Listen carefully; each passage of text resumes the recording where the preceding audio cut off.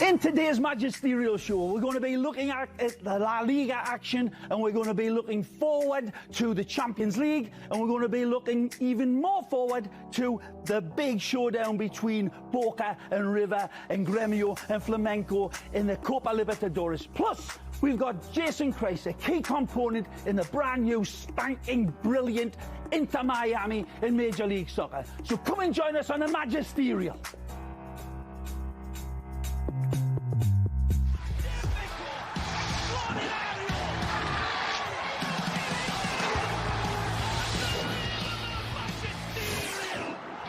Hello and welcome into studio. I'm Kaylin Kyle with, of course, Ray Hudson, and our very special guest today, who's made over 300 professional appearances, was MLS Cup Soccer MVP in '99, currently tied for 5th in highest score in MLS regular season history. I'm out of breath, but there's still more to go here. MLS Cup champion in 2009 with Real Salt Lake, future of U.S. soccer, and has David Beckham's cell phone number. Welcome, Jason Kreis.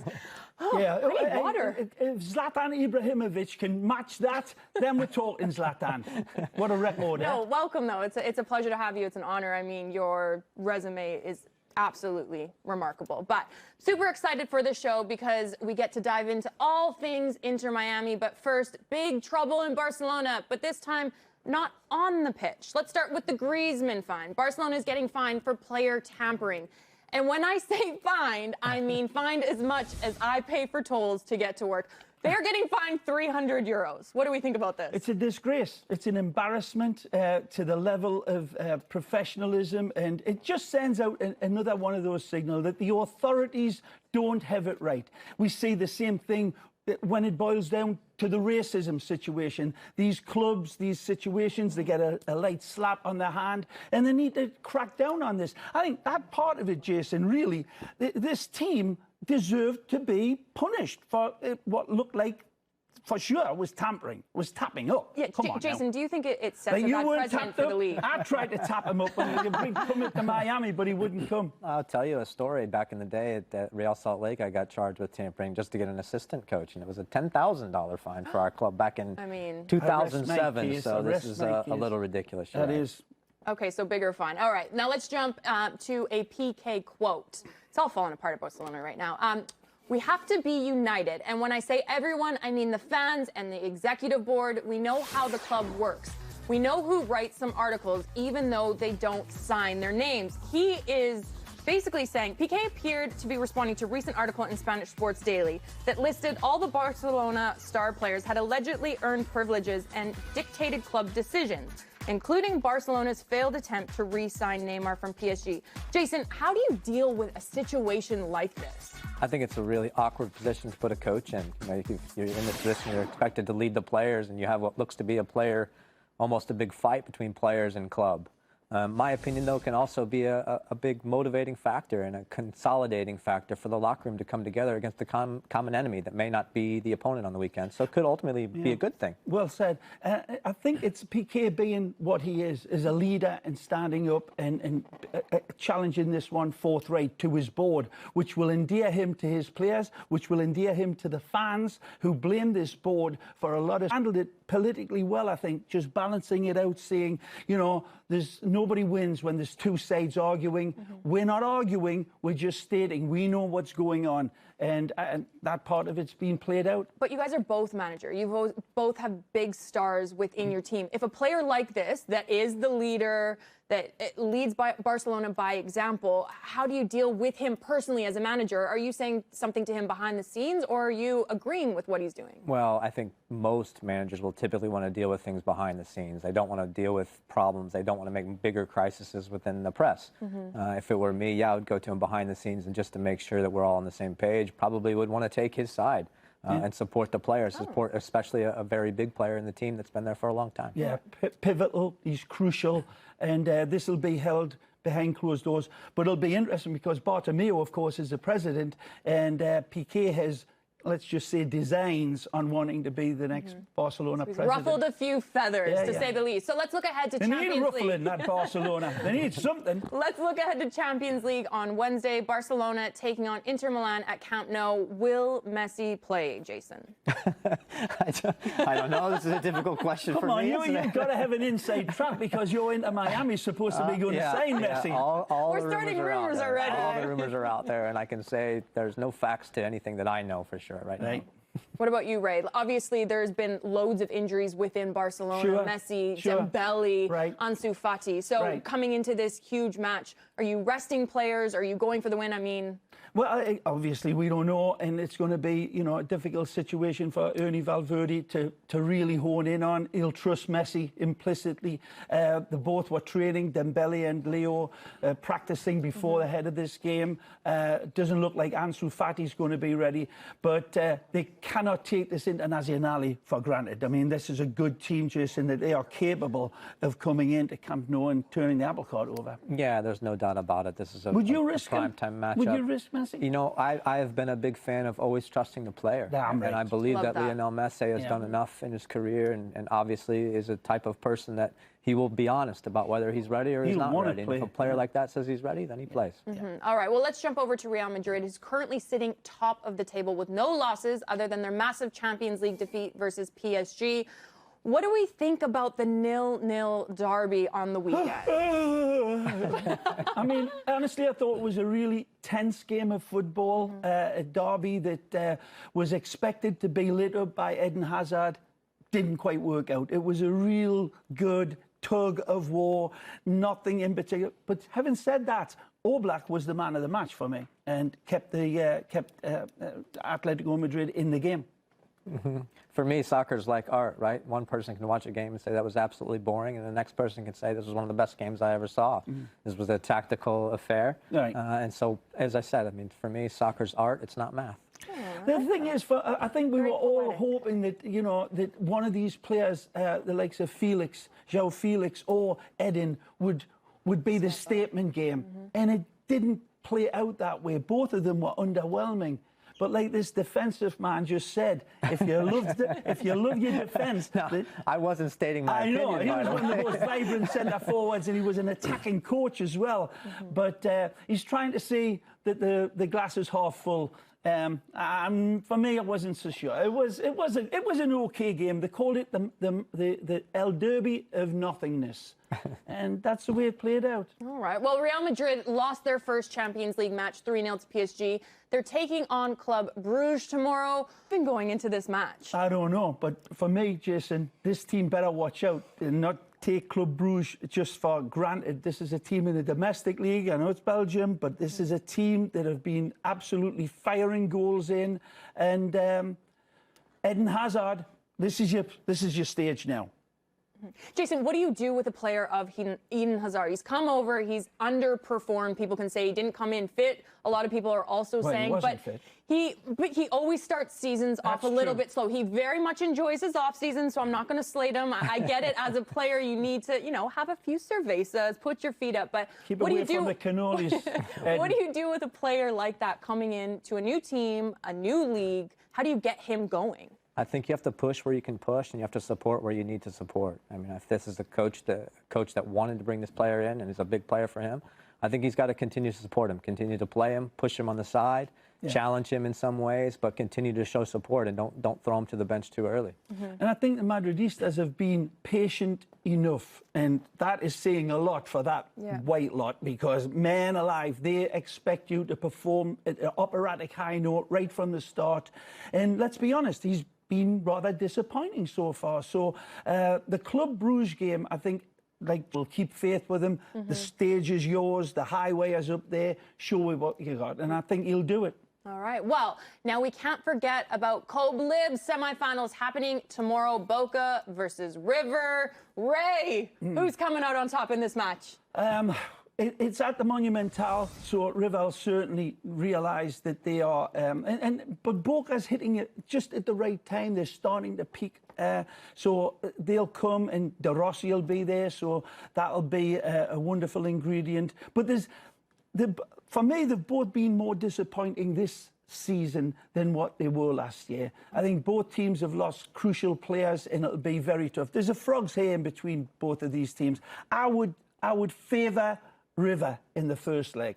What's the vibe like there? I know you've been to these matches. I mean, like it. I've never personally been to one. I've only seen the videos, and I'm singing, pretending I know the songs. But what is it like to be there live on ground at these matches? It's the greatest game in world football for me, bar none. I mean, Real Madrid and Barcelona, Man United, Liverpool, Juve, Inter, on and on you can go. But Boca River, there's nothing tops it, right, Jason? Just in my opinion as well. I've been down there probably a dozen times now looking for players. Right. And for me, the experience in and around those stadiums is absolute top notch. Yeah, it's incendiary for sure. And we've got it. And the game starts a week ago for these fans and the players. The tension is off the charts. Everybody knows it. It's always the #1 rivalry. And this is a semi-final to get to the Copa Libertadores. Lock up the children. That's all I'm saying. Well, guess what? Bein has both games. So starting River Plate taking on Boca Juniors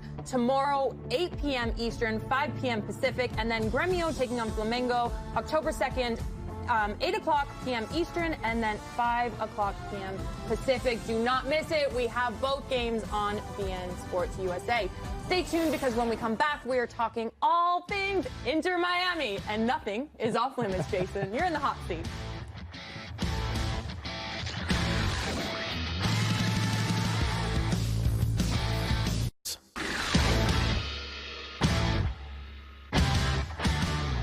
Welcome back. Now, if you can't catch us on Monday Night TV, you can get the entire show on both Spotify and Apple Podcasts, so there's no more excuses to miss Monday Night Magisterial.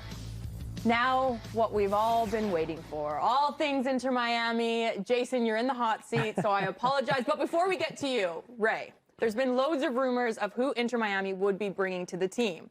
Now, if you were the sporting director, who would be the face of Inter Miami for you? And you can't say Messi. No, but you know what, Keelan, I wouldn't want to pick out one in particular player, because I think when you go into a project like this, I think it's going to be a whole smorgasbord of people from marketing, the coach, the general manager, what's available, the owners.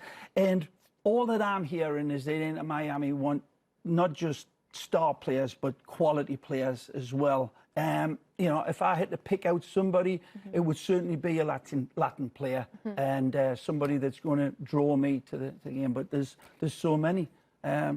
Felt very political. Yeah. You're being very That's a very coy in our hot seat right answer, now. wasn't Okay, it? Jason, you got to give us like something little. And why couldn't I pick Messi? That's who we want to see. Yeah. Right, so go get him, man. That off, right? Right. It's just because I know Ray loves Messi. No, I would want Messi. I'm being selfish because now we live here. Obviously, it would be incredible. But there's been Cavani, Cristiano.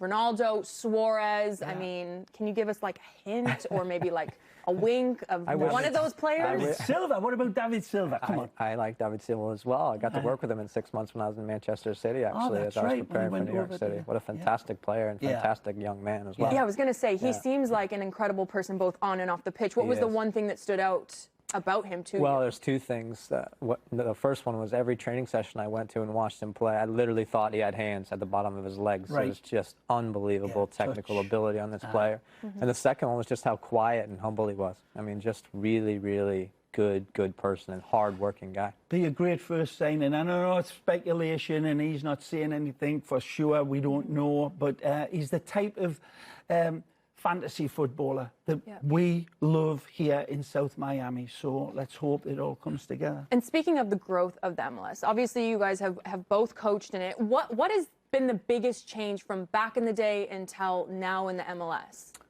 Well, I think the most obvious one is the one you'd want to start with, just the level of the play. The average player in this league has skyrocketed. I think the very top players, that level is skyrocketed. Maybe the one or two players, the Echeverries of the world back in those days, Carlos Valderramas, those types of players, it's still that same level, top notch.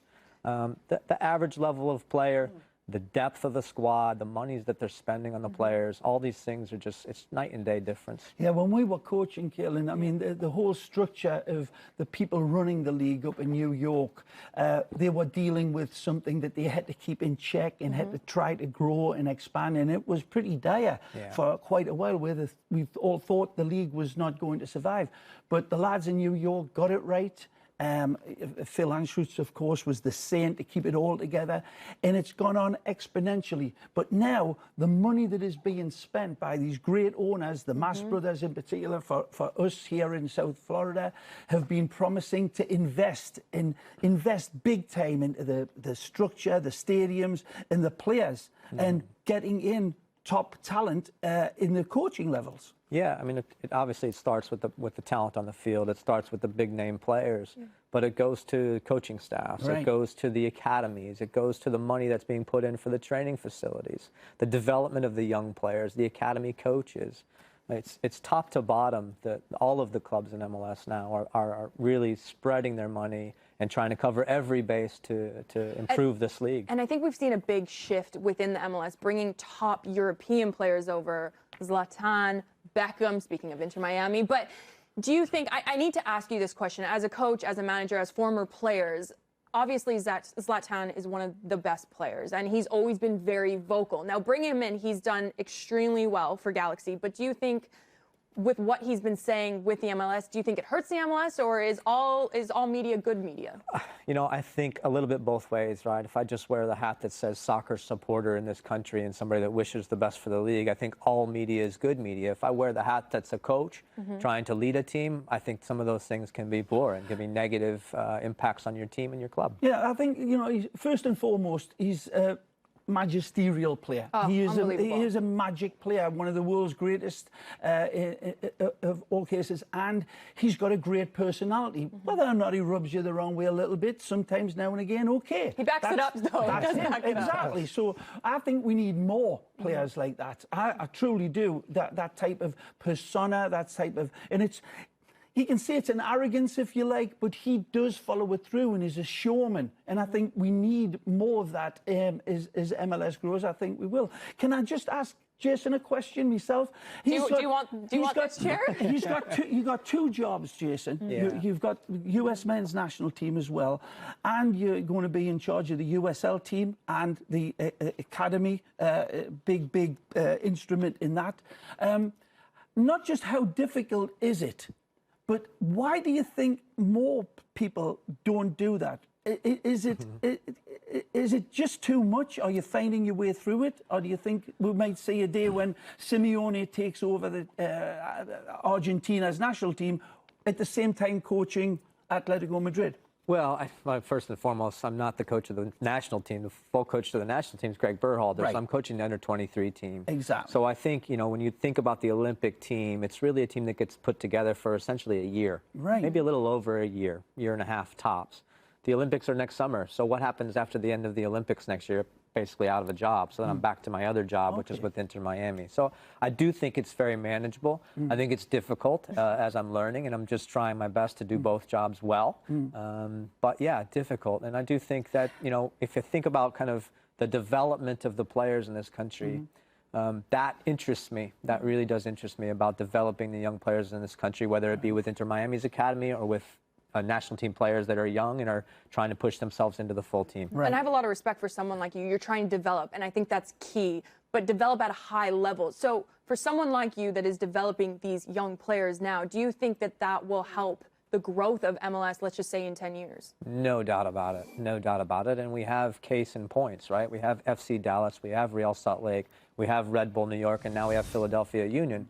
All of these clubs have between 5 and 12 players that are on their first team roster that came right through their academy. So they're showing that you can be successful with this model. Yeah. Amazing. Well, we need more people like Jason Kreis doing triple jobs. All right, so don't go anywhere, because after the break, we have a brand new segment called Headlines and Punchlines. Stay tuned.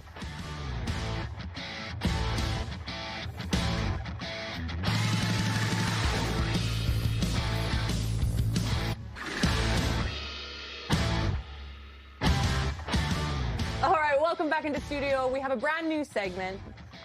So let's just jump right into it. Our first headline, Klinsmann on Pulisic.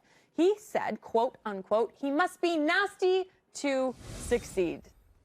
What do we think of this? I mean, you guys want to take this one first, Jason? Because I've got something to say I want to tell you about. What do you think first? You want to do it first? I agree. I agree that players need to be tough mentally. But I don't know Kristen personally, so he could be a lot more tough than maybe he appears at times. But I do think a player like this needs to continue to push on. I mean, here he's done really, really well in Germany. He's now going to a big club at Chelsea, and it won't be good enough just to be there. He needs to push on. He needs to start. He needs to become an impactful player at that club. Right. He showed in Dortmund that he can handle the bright lights and the expectations. And yeah, he's had one or two wobbles at the start of the season. But I always said, you know, you can take the devil out of a player, but you can't put it in him. And I think that's what Jurgen might be driving at. You need to have that little bit of whatever it is, I call it devilment, in a player for them to really sparkle. But it doesn't need to be a prerequisite. He had it as a player, but he wasn't one of those players that would come out and try to, you know, murder you or scream at players. He did it in his own different way, but in and around the box. Yeah, putting the ball in the back of the net. That's what you need. And in that part of it, I think Jurgen has a point, but it's open to interpretation. But it's certainly something that you can take out of a player and calm it down. Much more difficult to put it into a player if it's not in him. All right, our next one. We actually have a video to go with this one, just to keep you guys on your toes. Zion Williamson swings golf club so hard, he knocks the head off of it.